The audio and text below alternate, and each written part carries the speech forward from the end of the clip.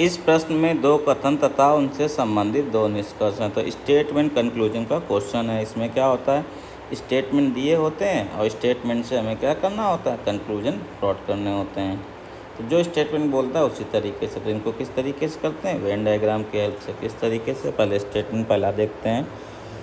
कुछ सेब संतरे हैं, कुछ सेब संतरे हैं। तो सेब और संतरे की बात की जाए तो उसमें से कुछ कॉमन कर लेते हैं। तो ये सेब ले लेते हैं और ये संतरे ले लेते हैं और कुछ कॉमन कर लेते हैं।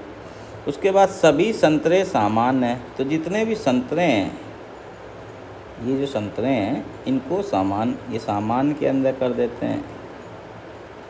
तो ये सामान्य हो गए, ये आपके पास आ गया।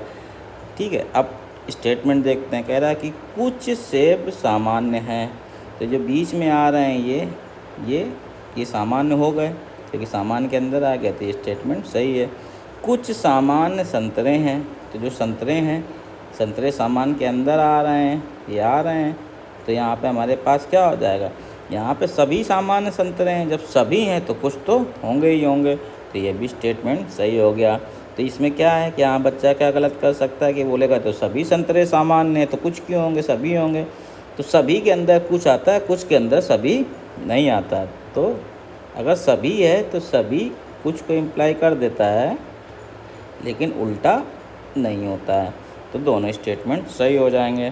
तो आंसर क्या हो जाएगा, दोनों निष्कर्ष 1 और 2 तर्क संगत हैं। तो ऑप्शन ई सही हो जाएगा, यानी कि ई हमें दिया किसमें, ऑप्शन फर्स्ट में।